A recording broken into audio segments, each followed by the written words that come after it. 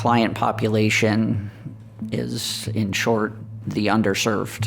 Over 98% of our clients are Medicaid funded. These are folks who don't have the resources to access private pay programs.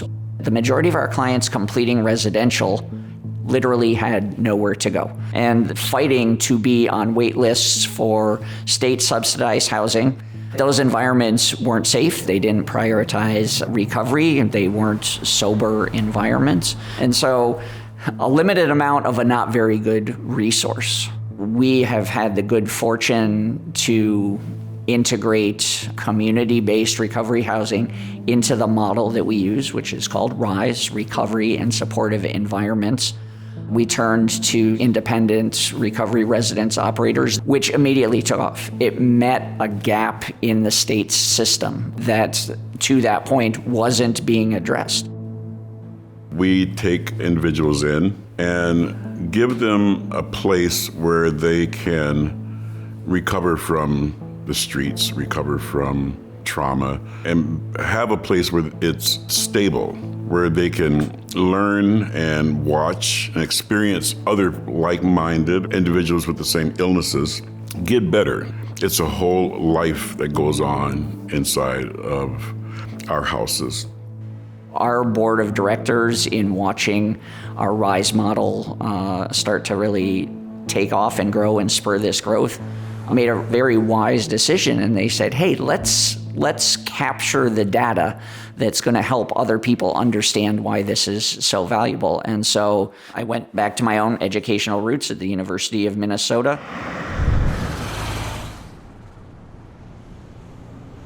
I am one of the founders of the Center for Practice Transformation. We were established in 2010 through a competitive grant process that was put out by the Minnesota Department of Human Services. One of the things that attracted us to partnering with NUWAY in this study was the fact that they serve so many people, really complex clients who are presenting with co-occurring disorders, many with felony histories. Majority have been unhoused the 6 months prior to coming into the program.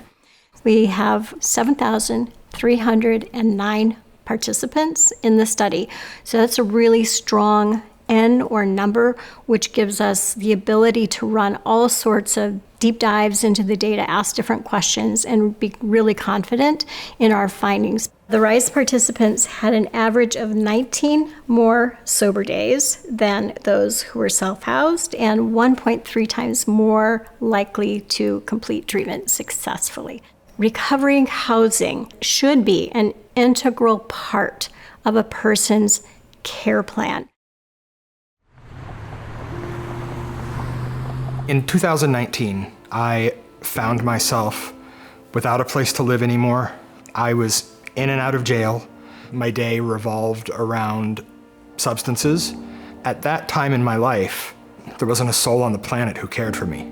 In 2020, I went through a series of experiences with treatment that allowed me to escape that. Fast forward, I was ready to graduate from residential treatment. My counselor and I worked together. We identified a recovery residence, and I found common cause with the other guys in the house. For those 6 months that I lived there, we really cared for each other. I credit that sober house with at least 80% of my recovery.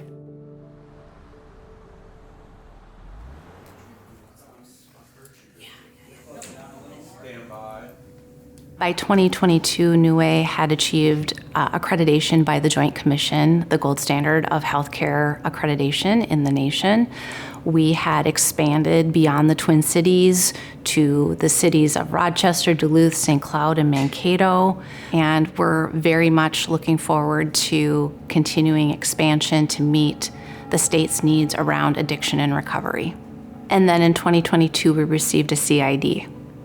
A CID is a civil investigative demand, and it was really looking at what NUWAY refers to as the RISE program. There's a federal law that says it is illegal to pay a patient to go to a particular provider. It's called the anti-kickback statute. And so the question is NUWAY offering this benefit because they're trying to encourage people to use NUWAY's recovery as opposed to other, or what's the motive? And in fact, if you think about this for a second, NUWAY is better off if the people use the state housing. Right now, NUWAY is using its economic resources to pay for housing that the state would pay for. A rational actor, if they were purely in this for economic gain, would say, yeah, you get the money from the state. We're not going to give you the money. Why would we duplicate a state program if their goal were simply to make the most money? But that is not NUWAY's goal. NUWAY's goal is to help people recover. When a treatment center offers someone a safe space to exist in during the time that they're working on themselves, I just don't think that can be construed as a kickback. I think it's a medically necessary component of the treatment services being offered.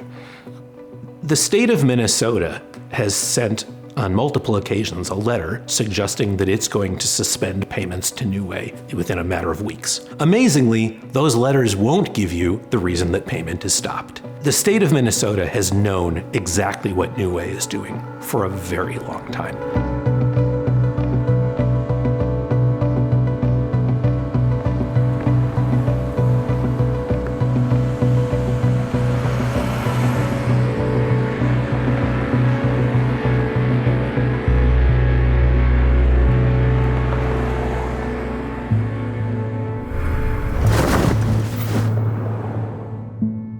I think the system talks about wanting to address addiction, address mental illness, address homelessness, and yet the system is not a partner in that solution. NUWAY has explained exactly what's going on to multiple people at the state, and none of them have expressed the slightest bit of concern about it until you fast forward for 5 years, and now someone's saying that that same behavior, which has been out in the open for 5 years, is fraud and requires payments to be stopped immediately. This really bothers me. It's astonishing to me. We have saved the government millions of dollars in taking our own charitable funds and making sure people have a safe, secure, recovery-focused place to lay their head at night so they can show up to treatment the next day. We treat in excess of 1,000 people every day. And these people basically would, I think, have a difficult time finding replacement services. So if Minneapolis wants to add people to their homeless situation, closing NUWAY would be a good way to do it. If NUWAY were to be shut down, there would be an immense loss to the provider community. It would mean that nearly 1,200 individual lives will be affected, meaning clients, not to mention a workforce that has dedicated with integrity and compassion to the care of those individuals. We're talking about 1,200 people in care potentially being impacted, but we're also talking about all of the families in their constellation. So double, triple, quadruple that number. It's a ripple effect that I don't think we even think about a lot.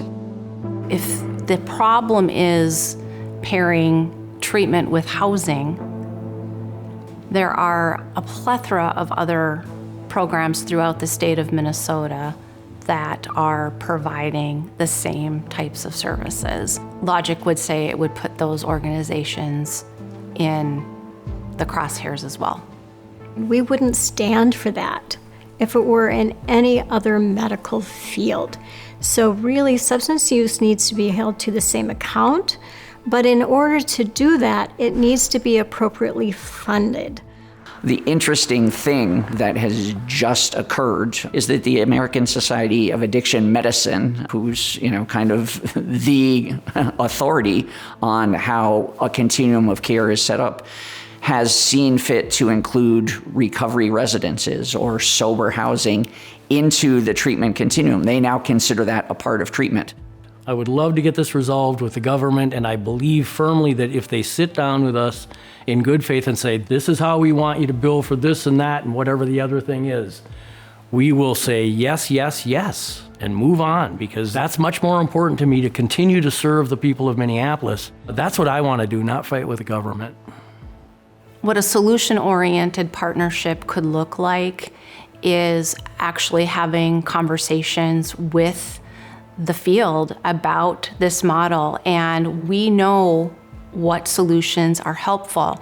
And if there are flaws in those solutions, then let's work together to address it and do it in a way that will be the safest for our most vulnerable citizens.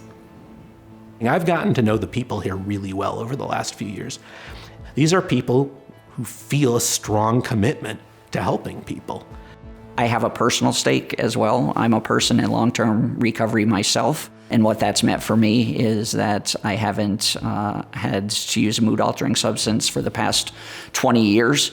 As part of my recovery, I had the opportunity to start thinking about how to give back. And so that's what has led me on this path. What I have learned through my training and as a professional is that it's critical we embrace all of the pathways to recovery. And the key is to really try and meet the individual where they're at. I hope that people can come to appreciate how positive an effect sober living has in the life of someone in early recovery. I worry sometimes that people will hear about isolated examples of bad actors in Minnesota doing something that they're not supposed to, and have that stigma then fall on the entire treatment industry.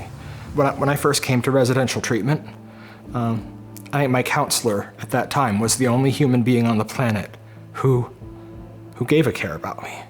And in the years since, I've seen and participated in making that change for so many other people too.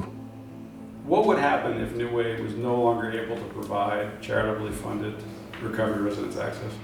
I just can't even imagine that happening. That's a lot of people tomorrow that would be in trouble, even if you phased it out. A lot of people won't get the chance at recovery, and a lot of people will die.